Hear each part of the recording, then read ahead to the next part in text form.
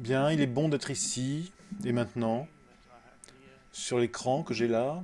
Peut-être c'est un prompteur, bien que je ne vais pas rien lire depuis ce prompteur. Il est écrit le pouvoir du moment présent, une méditation. Donc, c'est ce que je suis censé faire avec vous.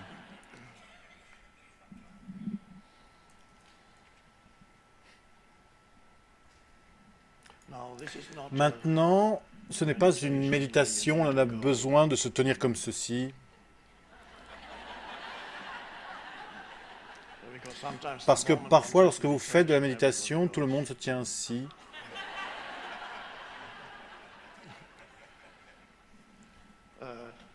Vous pouvez faire ainsi, mais c'est toujours le moment présent. Donc avec la méditation sur le moment présent, c'est légèrement différent. C'est une chose extraordinaire, le moment présent. Généralement négligé. Donc la chose la plus extraordinaire, je l'appelle chose, mais bien évidemment ce n'est pas une chose, la chose la plus extraordinaire dans votre vie. Pour la majeure partie des gens se trouvant dans un état normal de conscience, et normal signifie d'une certaine manière complètement fou. Dans l'état normal de conscience, le moment présent est généralement négligé, généralement inconsciemment. Les gens ont été conditionnés pour négliger la chose la plus importante qu'il n'y ait jamais eu. Parce que votre vie entière n'est constituée que du moment présent. Il n'y a jamais eu autre chose. Tout arrive dans le moment présent. Quand vous vous souvenez, c'est le moment présent. Et quand vous pensez au futur, qui bien sûr n'arrive jamais comme étant le futur, il ne peut arriver que sous la forme du moment présent. Mais les gens vivent comme si le moment présent était indésirable, ou un obstacle, ou ils le détestent activement. Et certaines personnes ont vécu en détestant activement l'essence même du moment présent. Et c'est l'état normal, habituel de la conscience. Parfois c'est caché, derrière un sourire.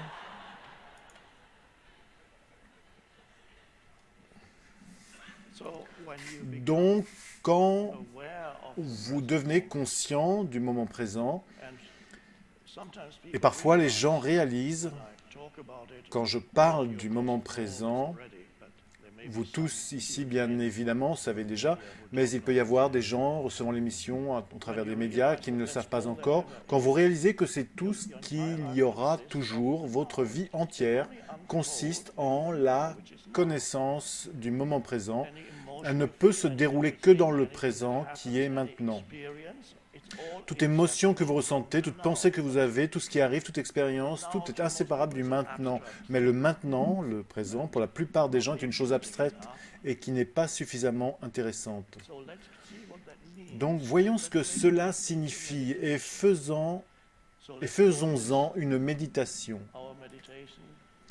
Appelons notre méditation le voyage dans le moment présent.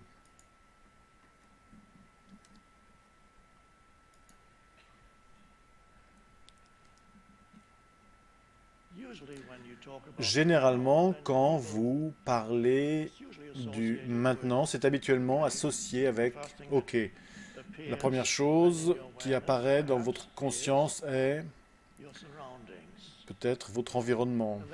Et c'est déjà un grand pas dans le présent. C'est le pas le plus important pour entrer dans le présent, de se rendre compte de ce qui nous entoure, l'espace qui vous entoure, où que vous soyez, et quelles que soient les choses présentes dans cet espace. Et vous pouvez remarquer lorsque vous devenez conscient de vos perceptions sensorielles, parce que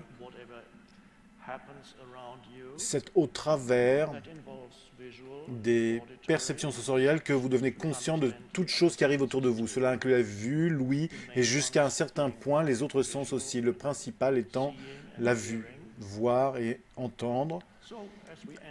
Donc, comme nous pénétrons dans le moment présent, nous devenons plus conscients de notre environnement. C'est le premier pas dans le présent. Et maintenant, lorsque vous faites cela, faisons-le maintenant. Pas en se disant je vais pratiquer maintenant. Pratiquons la méditation. Simplement, devenez plus conscient de ce qui vous entoure. Et ce n'est pas une action, c'est simplement la conscience qui émerge. Cette pièce, les gens dans cette pièce, la personne assise sur cette chaise qui parle, la lumière, les belles décorations ici et là. Et ceci est l'espace. Le mot à utiliser ici est « vous reconnaissez ce qui est ». Et juste à côté de cette reconnaissance, vous allez juste un peu plus profondément vous apprécier ce qui est.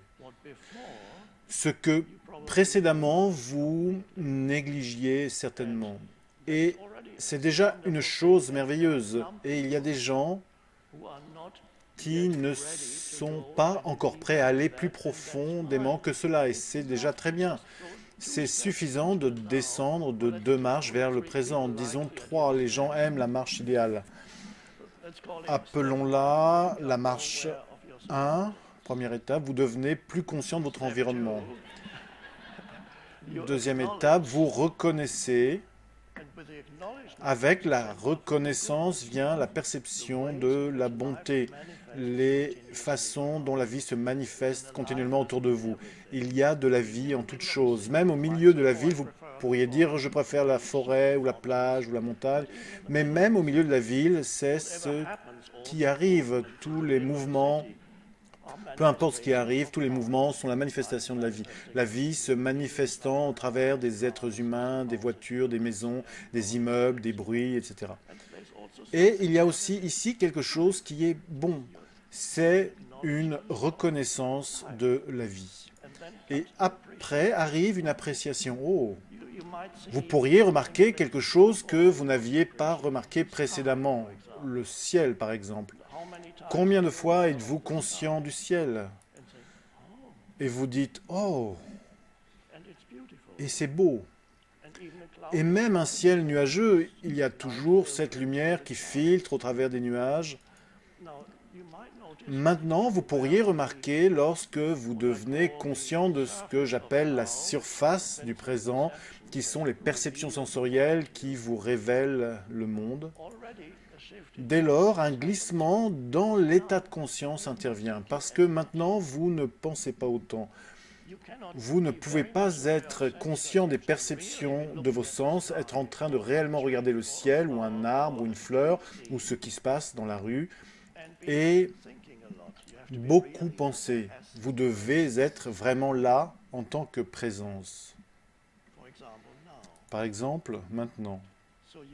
Donc, vous acceptez simplement l'ensemble complet de cette pièce, la totalité de cette pièce. Et c'est magnifique. Et après, vous allez encore un peu plus profondément.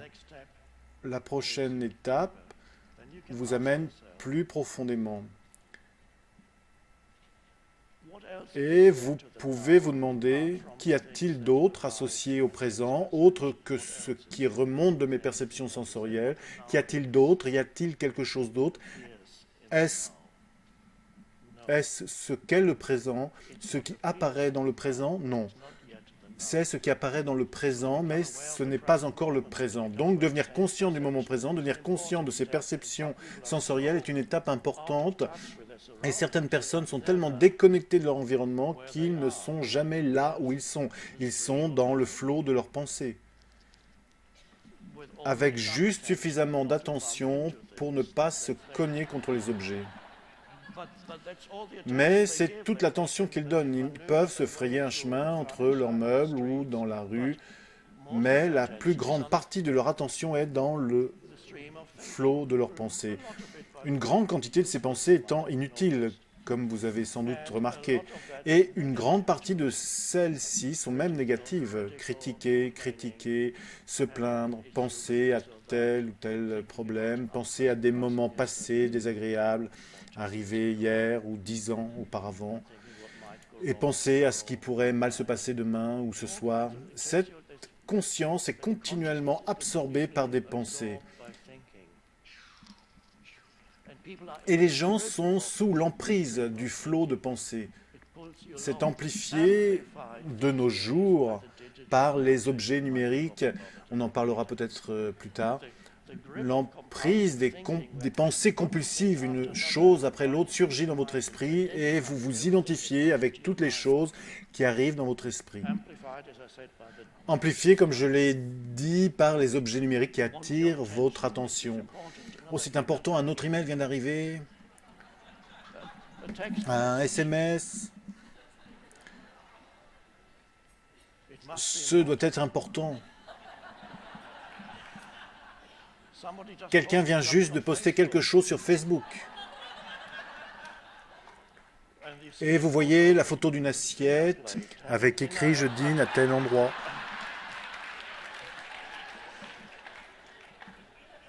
Et bien sûr, vous devez répondre, vous dites « Cool, cool, c'est génial ». Et tout cela absorbe votre attention continuellement. C'était déjà suffisamment mauvais avant les objets numériques, mais maintenant c'est amplifié.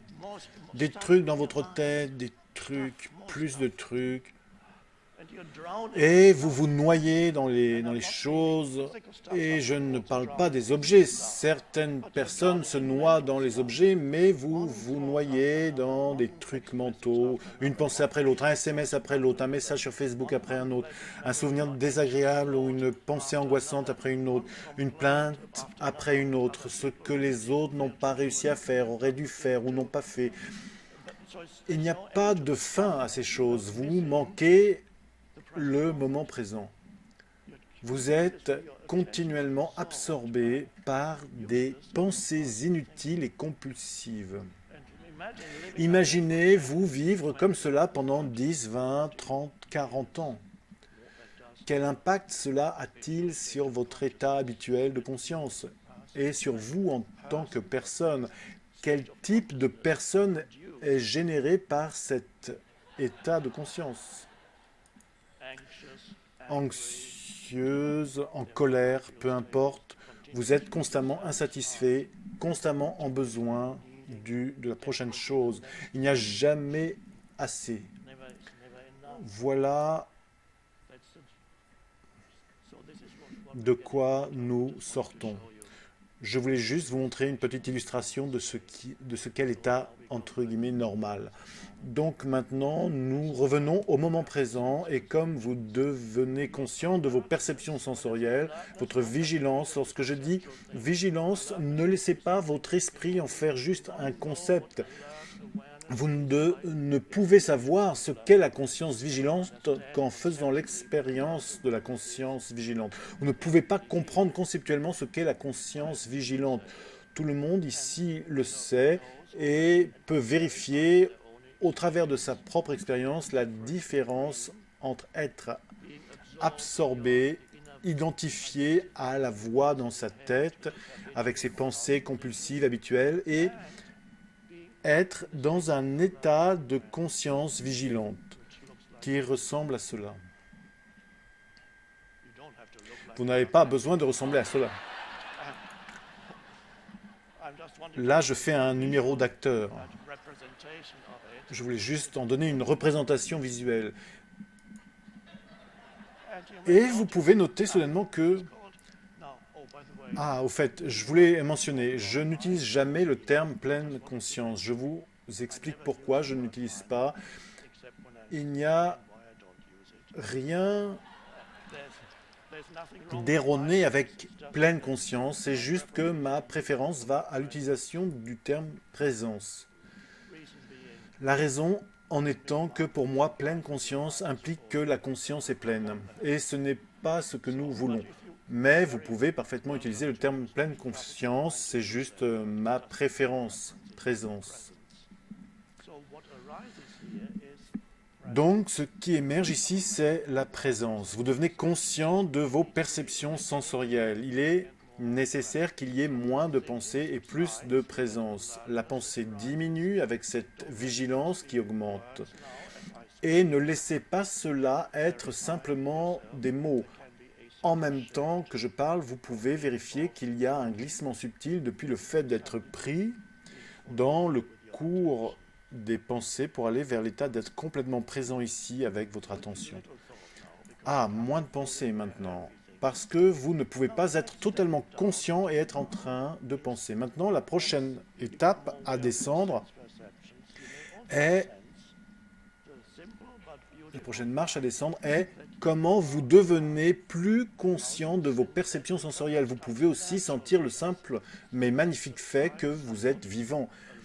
Et comment sentez-vous ceci qui vient souvent naturellement, comme les pensées d'une certaine façon diminuent, la vigilance reste et vous pouvez sentir qu'il y a une sensation de vie qui se répand dans votre corps entier, subtil quelque part, mais vous pouvez sentir dans vos bras, dans vos jambes, dans vos pieds qu'il y a de la vie. Et cela peut aussi faire partie de votre expérience du moment présent. Donc maintenant, vous commencez à être présent, ce qu'on pourrait nommer présent avec l'intérieur et présent avec l'extérieur. Donc, vous pouvez sentir la vie en vous. Si vous ne pouvez pas le sentir, pour les quelques personnes ici qui ne peuvent pas sentir le champ d'énergie intérieure de leur corps, ce que j'appelle le corps intérieur, parfois je demande, si vous fermez les yeux, tenez vos mains comme ceci.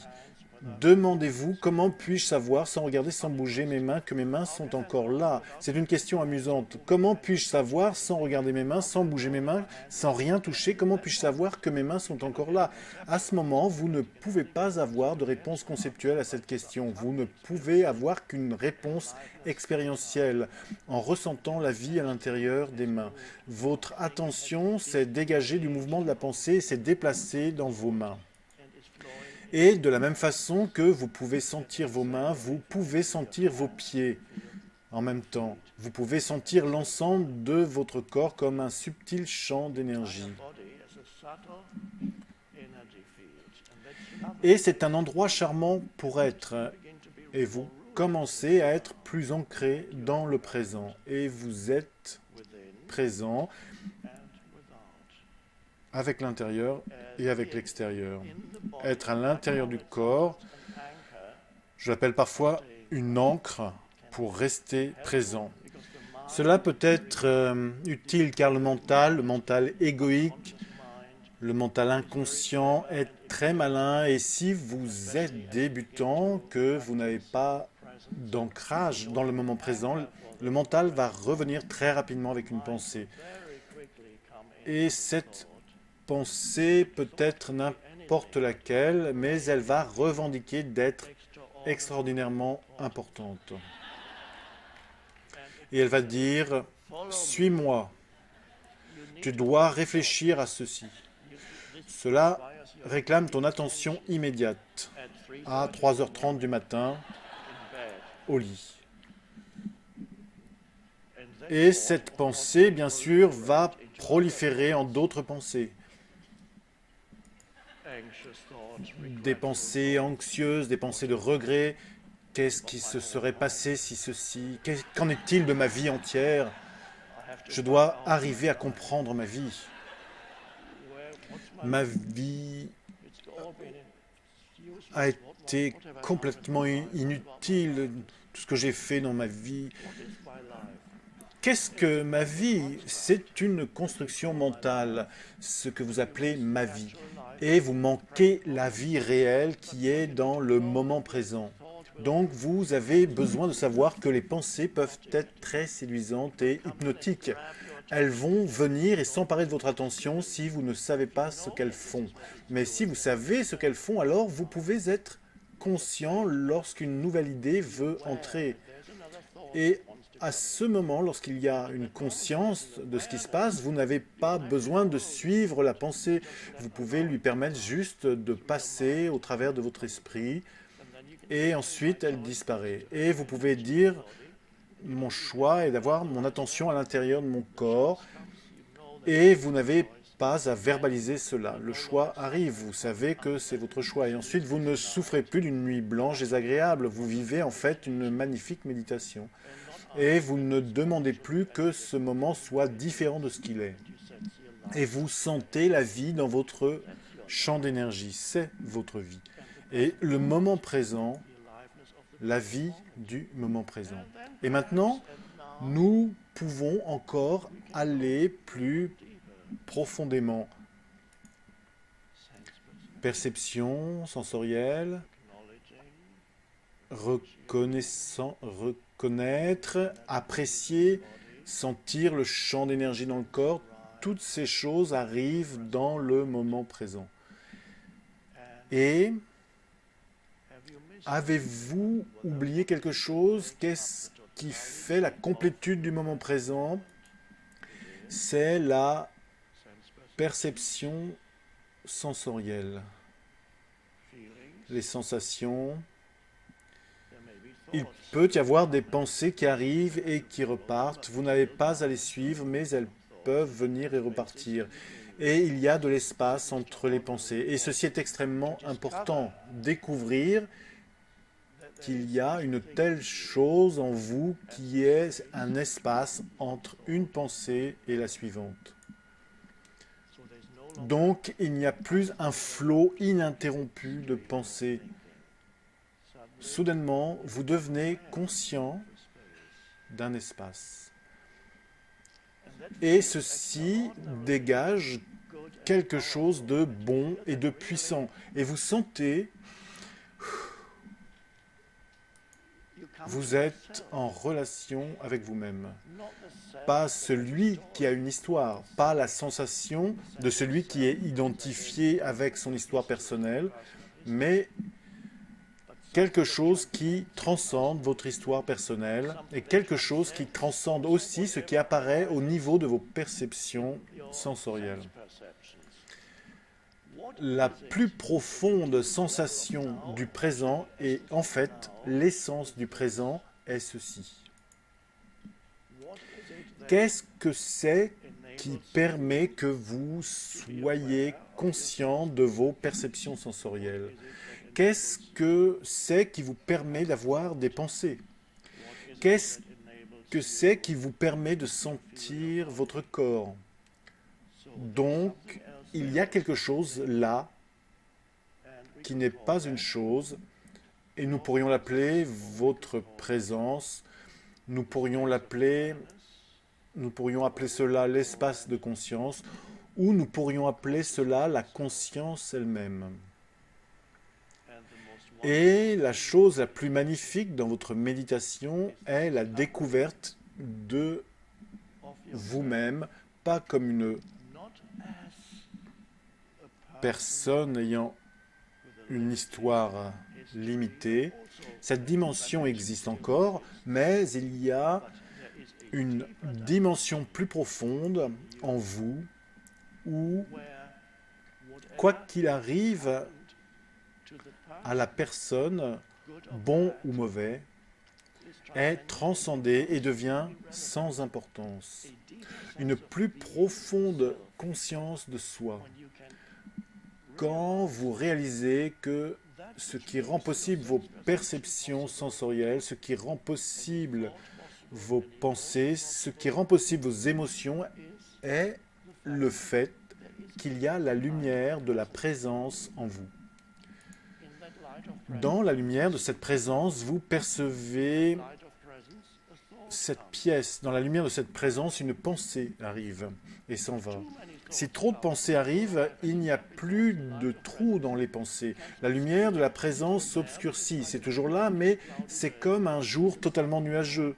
Vous ne pouvez plus voir le soleil. Cela filtre toujours à travers, mais vous ne le savez pas. Tout ce que vous voyez, ce sont les nuages. Et c'est encore la destinée de millions de gens sur cette planète.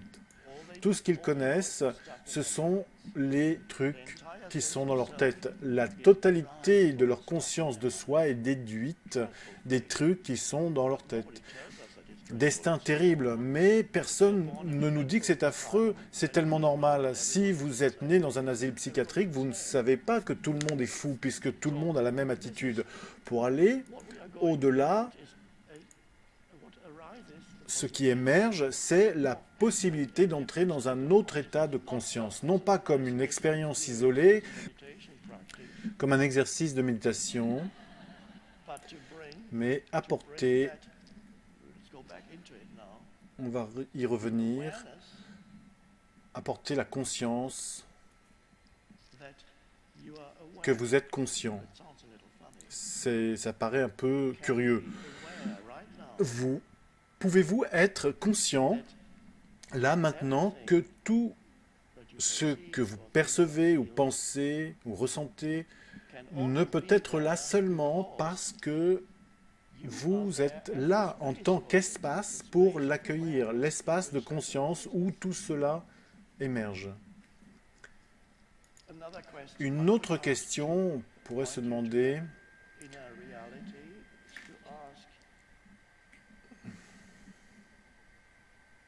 pour vous amener à votre réalité intérieure, quel effet cela fait-il d'être vous-même, d'être vous, sans prendre en compte vos souvenirs, d'être vous dans le présent, sans vous remémorer votre histoire, ce n'est qu'une histoire dans votre tête. Qu'est-ce que cela fait d'être vous? Il n'y a pas de réponse conceptuelle à cela parce que ma question porte sur une expérience concrète, ici, maintenant. Quelle est l'essence de qui vous êtes? Pouvez-vous sentir votre propre présence? Lorsque je dis votre propre, ce n'est pas totalement correct parce que ce n'est pas la vôtre, mais laissons cela de côté pour le moment. Pouvez-vous ressentir l'essence même de ce qui est l'essence de qui vous êtes? Et cela n'a pas de forme, c'est seulement la conscience spacieuse. C'est une chose étonnante. Reconnaissez-vous comme étant une conscience spacieuse qui vous libère de la croyance que votre histoire personnelle est qui vous êtes. Parce que votre histoire personnelle n'est pas si géniale que ça. La mienne ne l'est pas. Je serais frustré si je pensais à mon histoire personnelle. Qui je suis est ce qui m'a permis de transcender mon histoire personnelle. C'est comprendre la relative insignifiance de mon histoire personnelle. La présence, votre propre présence. Pour certaines personnes, certaines indications fonctionnent mieux et pour d'autres, d'autres indications conviennent mieux. C'est pour cela que je vous donne différentes clés pour que vous puissiez vous demander, ou que je puisse vous demander, êtes-vous conscient ou pouvez-vous être conscient là, maintenant, du fait que vous êtes conscient? Pouvez-vous être conscient du fait que vous êtes conscient? Cela sonne de façon dualiste parce que j'utilise le langage, mais c'est seulement parce que j'utilise le langage. Ce qui se passe réellement lorsque vous êtes conscient, d'être conscient, ce n'est pas que moi je suis là et depuis là je suis conscient de ma conscience, sujet et objet. Vous ne pouvez pas être conscient de la conscience de cette façon. Vous ne pouvez seulement être conscient de la conscience que comme vous-même, comme l'éternel sujet. Votre conscience ne peut jamais devenir quelque chose qui soit un objet dans la conscience. Tout le reste est un objet dans la conscience, mais vous ne pouvez pas être conscient de la conscience comme un objet parce que la conscience, c'est vous, l'essence de vous. Et cette essence de vous est l'essence du moment présent. Donc, lorsqu'on descend au niveau le plus profond du moment présent, qu'est-ce que vous trouvez? Que découvrez-vous vous-même? L'essence de vous. L'essence de vous qui est conscience spacieuse est inséparable de l'essence du moment présent. Donc, lorsque vous allez profondément dans le moment présent, qui est la dimension verticale, alors que la plus grande partie de la vie se déroule dans un plan horizontal, passé et futur. J'ai besoin de faire ceci pour aller là, j'ai besoin de me souvenir de ceci. La dimension horizontale est associée aux choses qui sont dans votre tête et qui vous maintient piégé. La dimension horizontale, ce sont les choses dans votre mental. La dimension verticale est maintenant. Cela vous entraîne plus profondément dans le maintenant et jusqu'au point de découverte que l'essence du moment présent est, au bout du compte, qui vous êtes.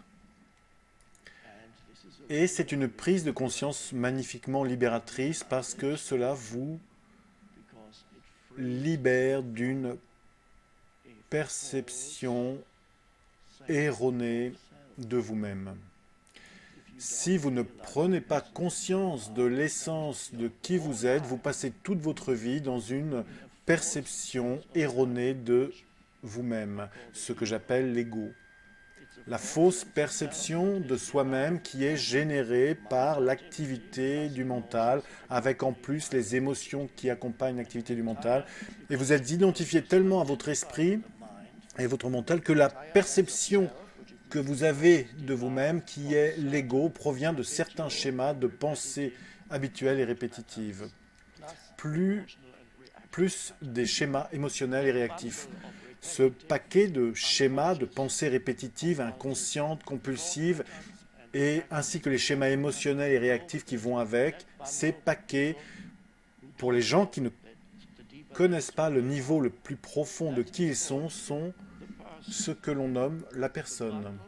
Le paquet de pensées habituelles qui vous raconte votre histoire, et vous la racontez aussi à d'autres personnes.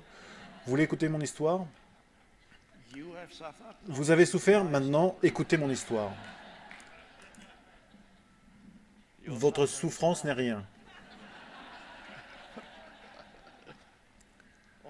Comme mon père avait l'habitude de dire quelquefois que quelqu'un lui disait « j'ai une douleur ici, j'ai une douleur là ». Vous avez une douleur? Moi, j'ai une douleur depuis des années et je n'en parle même pas.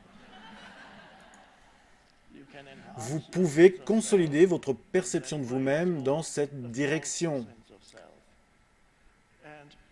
C'est une vision erronée de vous-même et vous êtes pris au piège dans ce que le Bouddha appelle l'illusion de soi-même, le soi qui n'a aucune réalité. Le Bouddha a dit « il n'y a pas de soi ».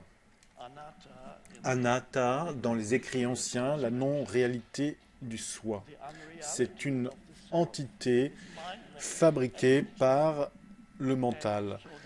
Une des indications faisant partie de l'essence de l'enseignement du Bouddha est le vide, la vacuité. Et qu'est-ce que cela vous rappelle? La conscience spacieuse. La présence, le vide, pas de forme. Jésus avait le même message. Le royaume des cieux ne vient pas avec des signes perceptibles. Qu'est-ce que cela signifie? Cela signifie que vous ne pouvez jamais dire « Oh, c'est là ». Pourquoi ne pouvez-vous pas dire « Oh, c'est là » parce que vous êtes cela? Cela ne peut jamais devenir un objet dans votre conscience parce que c'est la conscience elle-même. Et les gens ont répété les mots de Jésus pendant 2000 ans. Qui les a compris? Très peu de gens. Peut-être 1 ou 2 bouddhistes.